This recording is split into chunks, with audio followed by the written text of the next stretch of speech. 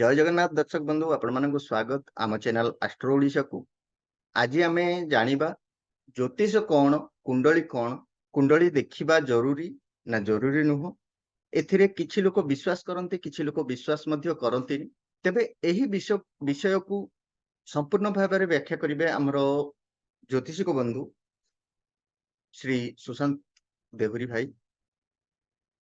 ता पूर्व मु किछिटा आपन को सम्यक धारणा दे दवा को चाहे कि देखंतु आमे रहुचे पृथ्वी अच्छी आमे नेचुराली जो जिनस गुड़ा को देखुचे सूर्य को देखुचे चंद्र को देखुचे एवं किछि तारा देखुचे या छड़ा आउ आमे किछि देखि पारने। तेबे एई जो तारा समूहर सीधा प्रभाव बा सूर्यंकर प्रभाव बा चंद्रंकर प्रभाव पृथ्वी उपरे निश्चय पड़े यह समस्ते जानिचंती। जेमिति कि चंद्र प्रभाव रे आपनकर पूर्णमी टाइम रे जुआर भट्टा एगुड़ा का आसे तार आकर्षण बा मैग्नेटिक पावर लगे। तो सेई तारा समूह मानकर जो नैसर्गिक गुण थाए ताहा पृथ्वी उपरे थिबा व्यक्ति मानकर उपरे बा जीवजंतु उपरे सीधा प्रभाव पड़ी था। आकाश मंडल रे असंख्य तारा समूह को 12टी समूह को आमे 12टी राशि भाव में गणि थाउ बा विचार कर थाउ। जेमिति मेष वृष मिथुन कर्कट इत्यादि एई हिसाब रे आमे 12टी राशि रे एहु काल्पनिक भाव रे सेगुडा को नहीं थाउ बा से जो तारा समूह आकाश मंडल रे जो आकृति बनाती से अनुरूप सेमानक नाम रखा जाए। जेमिति कि मेष राशि रे पड़ुथुवा तारा समूह को जदि काल्पनिक रेखा द्वारा जोड़ा जाए तेबे ताहा मेंढा सदृश देखा जाए। सेही परि वृष बलद भଳି देखा मिथुन जांला छुआ भलिया देखा गोटे दिन रे जन्म होइथुवा विभिन्न व्यक्ति जन्म नक्षत्र भिन्न भिन्न होइथुवारु एवं ग्रह स्थिति अलग अलग होइथुवारु सेमानक गुण भी भिन्न भिन्न होइथाय एवं सेमानक कर्म भी भिन्न भिन्न होइथाय। किए नेता हुए किए श्रमिक हुए किए साउकार हुए किए एस्ट्रोलॉजर भी हुए किए कौनसी फिल्म अभिनेता हुए एमित सभी विभिन्न कर्म नहीं विभिन्न लोक जन्म ग्रहण करते हैं। जन्म कुंडली ज्योतिष विज्ञान द्वारा भविष्य निर्धारित घटना सूचना बा संकेत जड़े ज्योतिष ठीक गणना करी दे पारिबे किंतु विधानांक लेखा को कहीं टाली पारिबे नहीं। किंतु जड़े ज्योतिष कुंडली पढ़ी जन्म जातक व्यक्तिर मानसिक शक्तिर स्मरण कराई एवं एहा उपदेश दे प्रबल इच्छा शक्ति द्वारा जन्म जातक निज दुर्भाग्य को सौभाग्य रे परिणत कर एवं ज्योतिष शास्त्र द्वारा सठिक मार्गदर्शन करा जाय परिबो। तेबे आमे जो एक कहिले जे ज्योतिष किछि तारा समूह को नहीं ए जो राशि कहा जायछि तो से ता ऊपर मु साम्यक धारणा आपन को दे दोची जे केमिति ज्योतिष बा ए तारा समूह हमको देखा जाए। हमको एटा देखंतु तुला राशि आमे कहूचे जो माप करूचे तुला राशि बोली कहूचे ए चिन्ह जो भी दिए देखले तुला राशि बोली कहउचंती। तुला राशि पाखरे एठी के अछंती तुला राशि रे वर्तमान आज रो डेट 2/11/23 रे 18टा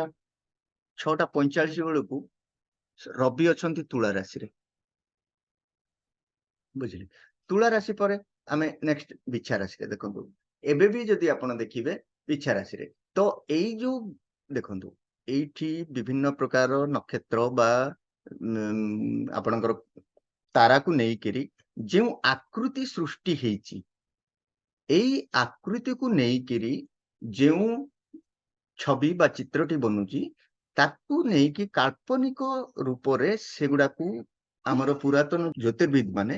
काल्पनिक हिसाब रे नहीं चंती। किंतु एडवांस एस्ट्रोलॉजी रे वर्तमान जो सिचुएशन रे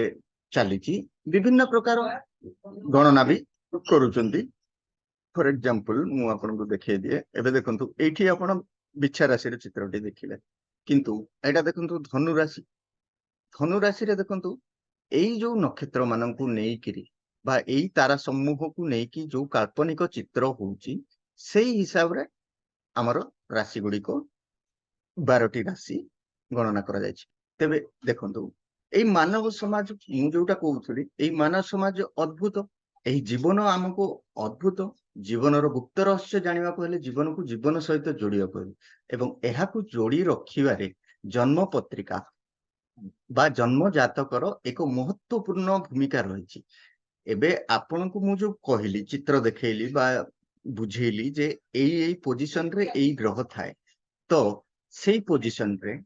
ଆମ କଣ ପୃଥିବୀର ସମସ୍ତଙ୍କ ଉପରେ ସେଇ ଗ୍ରହର ସମାନ ପ୍ରଭାବ ପଡିବ କି? ପଡିବନି ନା। ଯେମିତି କି ଆପଣ ଗୋଟେ ରୁମ ରେ ରହୁଛନ୍ତି, ଗୋଟେ ଲାଇଟ ର ଯୋଳ ଆପଣଙ୍କ ଉପରେ ଯେତେ ପଡୁଛି ଆପଣଙ୍କ ପାଖରେ ଥିବା ଲୋକ ଉପରେ କଣ ସେତିକି ପଡିବ ବୋଲି କିଛି ଅଛି କି? କାହିଁକି ନା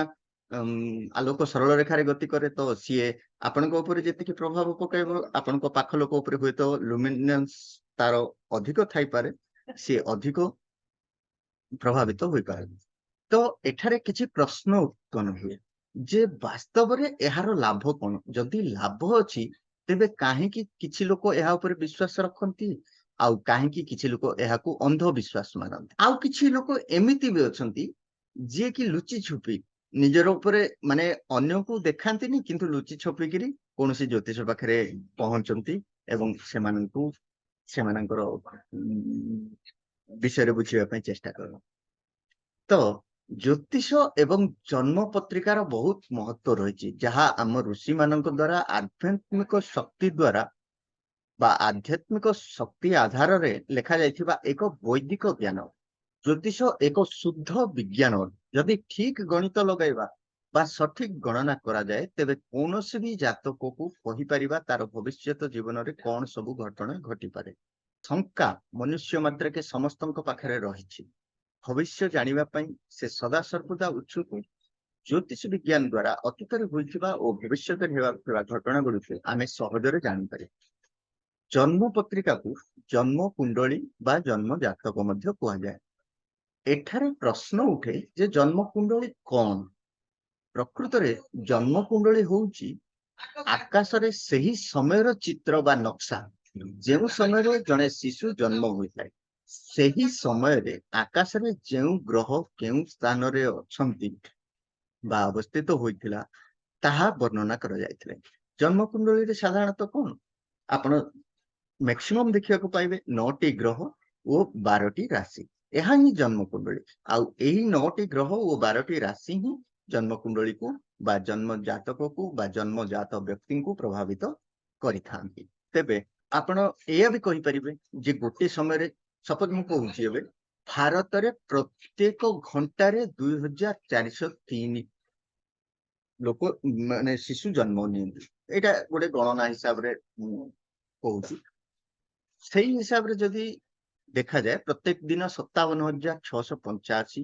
ବା 57,700 ଆପଣ କହିପାରିବେ। 57 ବି ରାଉଣ୍ଡ ଫିଗର ବା 58,000 ବି ଆପଣ କହିପାରିବେ। ତ ସମସ୍ତଙ୍କ ଭାଗ୍ୟ ତ ସମାନ ନଥାଏ। କୁଣ୍ଡଳୀ ହଉଛି ସେହି ଚକ୍ର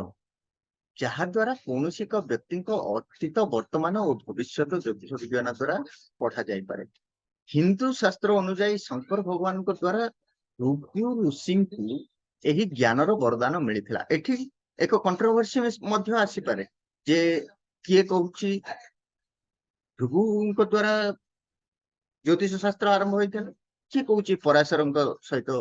ଶାସ୍ତ୍ର ଆରମ୍ଭ ହୋଇଥିଲା। ତେଣୁ ଆମର ଏ କଣ୍ଟ୍ରୋଭର୍ସି ଭିତରକୁ ଯିବାର ନାହିଁ। ଆମେ ଏଠି ନେଇପାରିବା ଜ୍ୟୋତିଷ ଭୃଗୁ ଋଷିଙ୍କ ଦ୍ୱାରା ବି ଆଦୃତ ହେଇଥିଲା ବୋଲି କହିପାରିବା, କାହିଁକି ବା ପରାଶର ଋଷିଙ୍କ ଦ୍ୱାରା ବି ଆରମ୍ଭ ହୋଇଥିଲା। ସେ ଯାହା ବି ହଉ ଆମେ ଆମ ମୁଖ୍ୟ ଟପିକ କୁ ଯିବା। ମନୁଷ୍ୟ ଜୀବନରେ ଜନ୍ମ କୁଣ୍ଡଳୀ ବା ଜନ୍ମ ଜାତକର ଆବଶ୍ୟକତା କେତେବେଳେ ପଡେ? ସାଧାରଣତଃ ମନୁଷ୍ୟ କଣ କରେ ଯେତେବେଳେ ଦୁଃଖ କଷ୍ଟରେ ଜୀବନ ଅତିବାହିତ କରେ ବା କୌଣସି ଅସୁବିଧା ଆସିଲେ, ପୁଅ ଝିଅର ବାହାଘର ହେଲେ ବା ହଉନଥିଲେ ବା କୁଣ୍ଡଳୀ ମିଳେଇବା ପାଇଁ ଝିଅ ଠିକ ଅଛି କି ଭୁଲ ଅଛି, ଜାତକ ସୁଝୁଛି କି ନାଇଁ ଏଇ ଜିନିଷ ଦେଖିବା ପାଇଁ। ଚାକିରି ନ ମିଳିଲେ ଗାଡି କିଣିବା ହେଲେ କୋଉ ରଙ୍ଗର ଗାଡି କିଣିବି, ଘରଟେ ବାନ୍ଧିବା ପାଇଁ, ଏଇ ସବୁ ସମୟରେ ଜ୍ୟୋତିଷଙ୍କୁ ପ୍ରାୟତଃ ଲୋକ ଖୋଜନ୍ତି। ତ ସେଇ ହିସାବରେ ଯଦି ମୁଁ ଗ୍ରହ ଓ ରାଶି ବିଷୟରେ କହିବି, ସରଳ ଭାଷାରେ ଯଦି ଆମେ ବୁଝିବାକୁ ଚେଷ୍ଟା କଲେ 12ଟି ମାସ ହଉଛି ଆମର 12ଟି ରାଶି, ଆଉ କିଛି ନାହିଁ। କଣ କହୁଛନ୍ତି ନା ସଂକ୍ରାନ୍ତି ମାସ ଗୁଡିକୁ ଆପଣ ଦେଖନ୍ତୁ, 12 ମାସ ହଉଛି ଆମର 12ଟି ରାଶି ଓ 7ଟି ଦିନ ହଉଛି 7ଟି ଗ୍ରହ। आउ दुईटी जो ग्रह रहिले राहु केतु एमाने हेले छाया ग्रह। सोम सोम कहले चंद्र, मंगल बुध गुरु गुरु होचंदी बृहस्पति, शुक्र शनि रवि, ये ही गले 7 दिन। तो यही 7 दिन है 7टी ग्रह ता सहित राहु आउ केतु जहाँकि छाया ग्रह एवं 12टी मास होची मेष वृष मिथुन कर्कट सिंह कन्या तुला वृश्चिक धनु मकर कुंभ मीन, ये होची 12टी मास बा एई 12टी मास को नहीं 12टी राशि और 9टी ग्रह मु वर्तमान कहि सारली। तो एई हिसाब रे कुंडली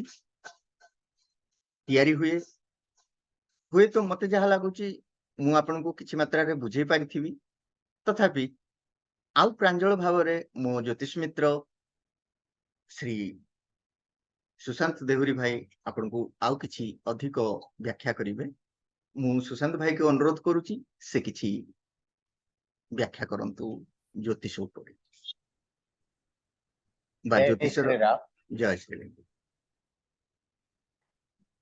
देखंतु आमे जदि जातक विषय आलोचना करिवा आज्ञा ज्योतिष रो अर्थ कौन आमे प्रथमे सेटा जदि जानिबा ज्योतिष होचंती तीन काल को जे दर्शाई था आज्ञा अर्थात प्रेजेंट पास्ट एवं फ्यूचर अर्थात भूत भविष्यत विषय रे आज्ञा जे हमको सूचना देइथांती से होचंती ज्योतिष। एवं आमे जातक काहींकी करिवा माने जदि से विषय आमे आलोचना करिवा गोटे श्लोक अछि जे यस्य नास्ति खलु जन्म पत्रिका जासुभा शुभ फल प्रकाशिनी अंधवत भवति तस्य जीवनम दीपहीनम विवम मंदिरम दिशि जा पूर्व कर्म प्रहस्य पत्री कर्तु ललाट लिखिता विधात्रा ताजन्म पत्र्या बीजानाति सर्वम दीपो यथा मिवांधकार। पुनश्च जगन्नाथ दास भागवत रे लिखिछन कौन आज्ञा लिखिछन्ति ना पूर्व अर्जित कर्म फले जाची मु देउ थाई बळे। एवं संस्कृत कवि मानक भाषा रे सिमाने मध्य पदे लिखिछन्ति जे जद्धात्रा लिखितम भाल पटे कर्मानुसारेण फल। एथिरु परिष्कार भाव रे जणा पड़े जे मनुष्यर जन्म जन्मांतर अछि माने जन प्रत्येक माने गोटे जन्म पर से आउ गोटे जन्म निश्चित भाव रे लाभ करिथाय। गत जन्मर कर्मफल भोगिया पई ताकू अन्य गोटे जन्म नेबाकू पड़ुची बा गोटे अन्य जन्म से नहीं थाए। कारण नही कर्माणि क्षीयन्ते कल्प कोटि सतेर। शास्त्र हमर कहिला जे नही कर्माणि क्षीयन्ते कल्प कोटि सतेर। कर्मफल भोग न होवा पर्यंत मनुष्य रो ए जोनि जातनार अंत नाही। अर्थात मनुष्य जो आमर 64 जोनि बोली कहंती तो ये जोनि मानकर चक्र रे से निहाती भाव रे परिभ्रमण करिवो बा जन्म पर जन्म निहाती भाव रे से नब। ता न होइथिले मु गोटे छोट उदाहरण आपनको देबी जे एक पिता मातांकर औरसरु जो दुईटी संतान जन्म हुंती तांको जीवन भितर केबे हेले आपण लक्ष्य करिथिबे जे समानता नाही, तांको भितर आकाश पातल बहुत फरक रही थाए। यार कारण कौन एठारे हम जदि आमे आलोचना करिबा बा जन्म जन्मांतर विषय रे आमे किछि आलोचना करिबा ताहले मु आपनको गोटे भलो उदाहरण टी देबाकू चाहूची ई जगह रे जे महाभारत युगर कथा। आज्ञा सेतेले माने आपणकर महाभारत युद्ध आरंभ ही नथिला। आरंभ हबार माने किछि पूर्व दिन र कथा। सेते बेले रानी गांधारी अंध राजा धृतराष्ट्रंकर सहधर्मिणी होइथिबारु प्रतिव्रता नारीर धर्मानुजाई निज आखिरे से कौन करथिल ना अंध पोटुली बांधी से अंधुणी साजी था। पुओ माने केते बड़ बड़ होई जे माने से जेते अंध रोल रे अछंती से माने से चिंता करूचंती जे ना मो पुओ माने केते बड़ बड़ होई जिवेनी युद्ध क्षेत्र रे अवतीर्ण होबा पई केते सुंदर रणसज्जा रे सज्जित होइथे माने से गोटे कल्पना करूचंती जिनिस। तापर कौन हेची ना कुरुक्षेत्र माने आपनकर समयर प्रांगण रे सुसज्जित शतपुत्रंकर समावेश केते सुंदर होइथिवो सेई कथा को से चिंता करिकी मन को मन से निजे भावुचंती एवं एई समस्त विषय से भावी भावी मातृ प्राण हृदय तांकर व्याकुलित होई उठिଥାଏ बुझी पारुछन निजर पुत्र माननकु से मध्य जो आशीर्वाद देइथिले जे अक्षय हो पुण्य जगते धर्मर हो धर्मर हेउ जय जय एटा मध्य से उदाहरण दे तांको ये करिथांती एई समय कौन हेइची ना पंचु पांडव मा गांधारी को सांगरे नहीं कुरुक्षेत्र रणांगन को जीवा समय हठात कृष्णंकर आविर्भाव से जगह एवं माँ गांधारी जेतेबेले कृष्ण को अनुरोध करिसेंती जे हे कृष्ण आपण चाहिए ये जो माने पांडव एवं कौरव मान भीतर जो लड़ाई हेबापई जाउची सेइथिरु जो सतपुत्र मोर तामाने मरण हेबाकू जाउची काई से जानी पारुथले जे मोर सतपुत्र निहाती भाव रे युद्ध रे मृत्युवरण करिवे एवं पंचु पांडव निश्चित भाव रे विजयी हेबे ए माँ गांधारी पूर्व से जानी थिले सेति पई से अंतर्यामी भगवान श्री कृष्ण को तामाने जेहेतु सतपुत्रर शोक तांको लभिबाकू पड़िबो आगामी दिन रे से विषय से ऑलरेडी जानी थिले सेति पई से अंतर्यामी भगवान कृष्ण को आर्तत्राण चित्कार करी बा कंठरे से तांको अनुरोध करिथिले जे हे प्रभु अंतर्यामी जगतर नाथ जगन्नाथ कि हे प्रभु गोलोक बिहारी विष्णु आपण चाहिए ये युद्धर अंत हो पार किंतु आपण कौन पाए ये युद्ध तामाने करिया पई आपण चाहुचन सेते भगवान कृष्ण माँ गांधारी को तांकर 100 जन्म पर्यंत तांको पछकू पछ तामाने जीवा पई से अनुरोध करथिले एवं से जेतेले गले 100 जन्म पर्यंत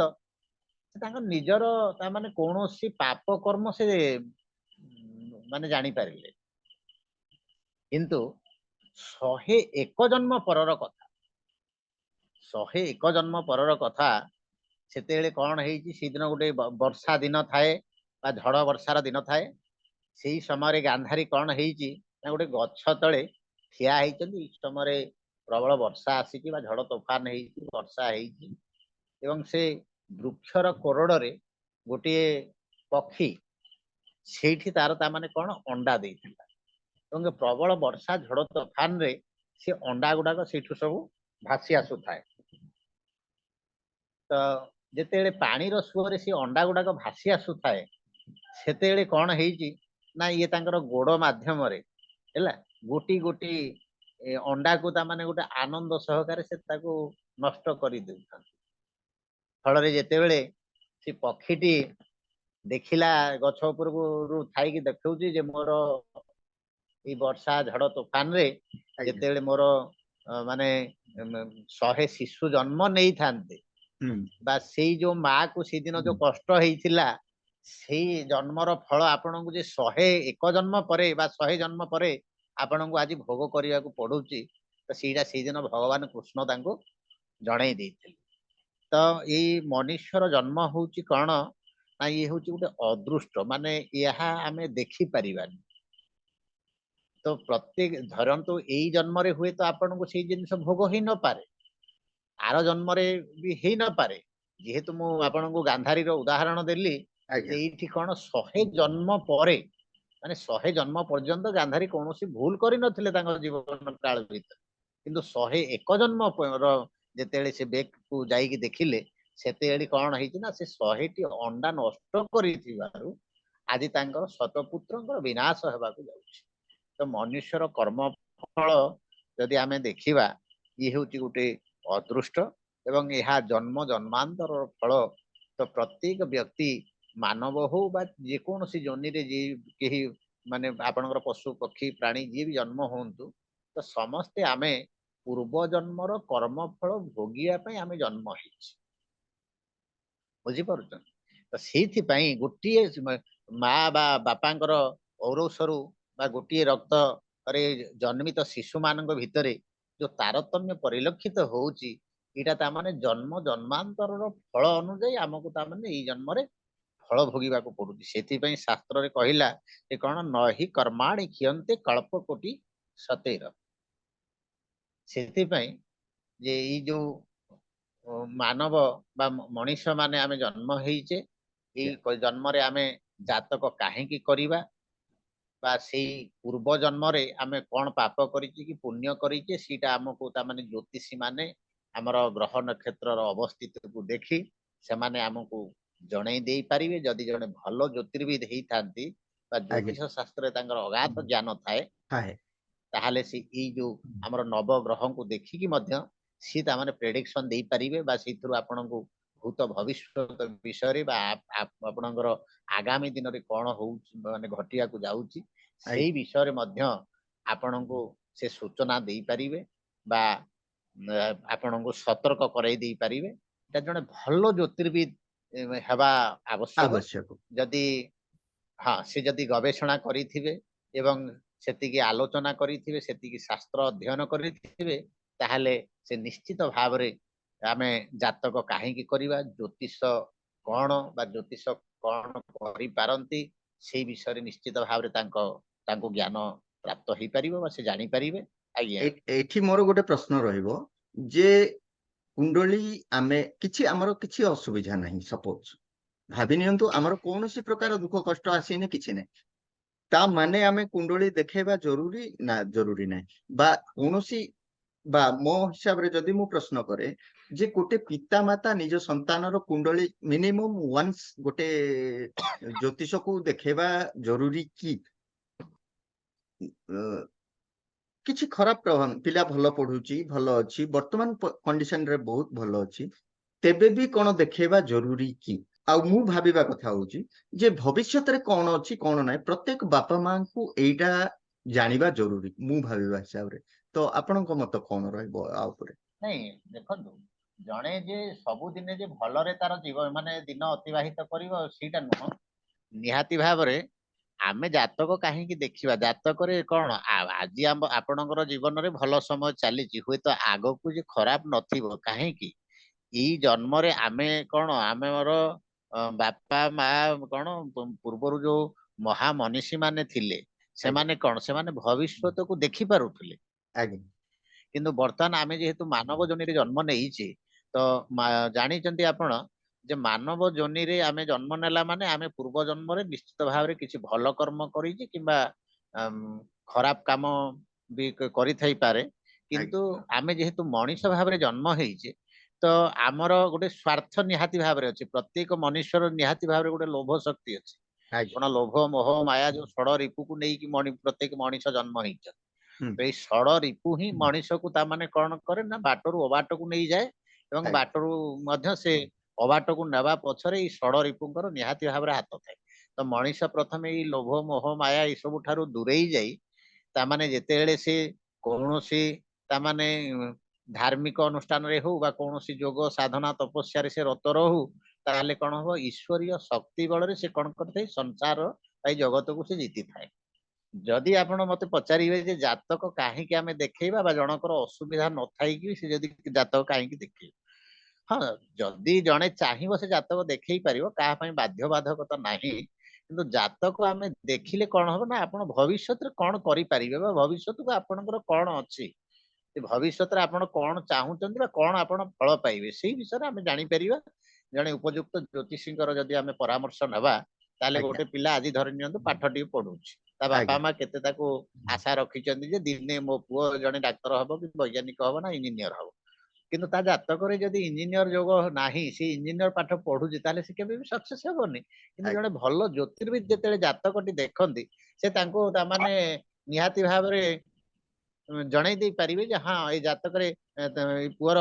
ता माने इंजीनियर जोग अछि बा डाक्टर जोग अछि से डाक्टर टी हेई परिबो जदि नाही को लाइन रे से गले सफलता पाइबो सेति आमे जणे ज्योतिर्विदଙ୍କର सहायता ନେଇ ପାରିବା ଏଥିରେ କୌଣସି ଦ୍ୱିମତ ନାହିଁ तो भविष्यत पई माने वर्तमान सुविधा सुख सुविधा चली भी भविष्यत पई आमे किछि कंटकित पथ अछि कि नाही सेया भी देखिबा पई भी आमे मिनिमम प्रत्येक बापा मां मो आपनक हिसाब रे बा मो हिसाब रे मु कहिबी जे प्रत्येक बापा मां निज शिशुर जन्म जातक मिनिमम वन्स गोटे एस्ट्रोलॉजर को देखेबा कथा एया कहउछन तो अपन काहेकि जे से ଆଜ୍ଞା हाँ से को लाइन रे जाई परिबो बा कोन करि परिबो तार फ्यूचर रे किछि ଭଲ ଅଛି ନା ଖରାପ ଅଛି। କାହିଁକି ଦେଖନ୍ତୁ ଆଜିର କୋଟିପତି ବି କାଲିକି ମାନେ ରାସ୍ତାର ଭିକାରୀ ହେଇଯାଏ ମୁଁ ହଠାତ୍। ଏଇ ଜାଗାରେ ଆପଣଙ୍କୁ ଟିକେ ଅଟକାଇବା ପାଇଁ ଚାହିଁବି। ଆଜ୍ଞା ଯେମିତି ଆମର ଗୋଟେ ଶ୍ଲୋକ ଅଛି, ନହି ସୁକ୍ତସ୍ୟ ସିଂହସ୍ୟ ପ୍ରବିଶନ୍ତି ମୁଖେ ମୃଗାଃ। ଆଜ୍ଞା ବୁଝିପାରୁଛନ୍ତି? ମାନେ ଜଣେ ଯଦି ଏଇଠି ପଡି ରହିବ, ଯେମିତି ଗୋଟେ ଜଙ୍ଗଲରେ ଯଦି ସିଂହଟିଏ ପଡି ରହିବ, ଶିକାର ପାଇଁ ସେ ଯେତେବେଳେ ଚେଷ୍ଟା ନ କରିବ, ତା ମୁହଁରେ ଆସି କଣ ମୃଗ ପଶିଯିବେ ତା ଭିତରେ, ନା ତାର ଆହାର ହେଇକି ଆସିବ ମୃଗ? ନା ସେଥିପାଇଁ ତ ପ୍ରତ୍ୟେକ ବ୍ୟକ୍ତି କଣ କରିବା ଦରକାର ନା ଜାତକ ଦେଖେଇବା ଦରକାର। କାହିଁକି? ଯଦି ଆପଣ ନିଜ ମାନେ ପିଲା ଛୁଆର ଭବିଷ୍ୟତ ବିଷୟରେ ଆପଣ ଜାଣିବାକୁ ଚାହୁଁଛନ୍ତି ଯେ ମୋ ଭବିଷ୍ୟତରେ ମୋ ପୁଅ କଣ କରିବ ବା ମୋ ଝିଅ କଣ କରିବ, ତ ସେ ନିହାତି ଜାତକ ଦେଖେଇବା ଦରକାର। ଏବଂ ଜଣେ ଭଲ ଜ୍ୟୋତିର୍ବିଦଙ୍କର ଆବଶ୍ୟକତା ଏ ଜାଗାରେ ରହିଛି, ବା ଜଣେ ଭଲ ଜ୍ୟୋତିର୍ବିଦଙ୍କର ଯଦି ସହାୟତା ନେଇପାରିବେ, ତାହେଲେ ସେମାନେ ନିଶ୍ଚିତ ଭାବରେ ତାଙ୍କର ପୁଅ ଝିଅଙ୍କର ଭୂତ ଭବିଷ୍ୟତ ବିଷୟରେ ଜାଣିପାରିବେ ଏବଂ ତାଙ୍କୁ ଭଲ ମାର୍ଗରେ ମଧ୍ୟ ସେମାନେ ନେଇପାରିବେ। ଧନ୍ୟବାଦ ସୁଶାନ୍ତ ଭାଇ, ଆପଣ ଆପଣଙ୍କର ବହୁମୂଲ୍ୟ ସମୟ ଦେଇ ଏଇ ବିଷୟରେ ମତେ ଓ ଆମ ଓଡିଶାର ଦର୍ଶକ ମଣ୍ଡଳୀଙ୍କୁ ଜ୍ଞାନ କିଛି ଦେଇଥିବାରୁ ସେଥିପାଇଁ ମୁଁ ଆପଣଙ୍କୁ ଧନ୍ୟବାଦ ଦେବି। ଏବଂ ଆଗାମୀ ଦିନରେ ବି ମୁଁ ଆପଣଙ୍କ ସହ ଯୋଗାଯୋଗରେ ରହିବି ଏବଂ ସ୍ୱାଗତ କରିବି ଆପଣ କିଛି ଜ୍ଞାନ ଏମିତି ଆଗକୁ ଓଡିଶାବାସୀଙ୍କ ପାଇଁ ବାଣ୍ଟୁଥିବେ। ଜୟ ଶ୍ରୀରାମ, ଜୟ ଶ୍ରୀରାମ। ଜୟ ଶ୍ରୀ ରାମ। ଧନ୍ୟବାଦ। ଧନ୍ୟବାଦ।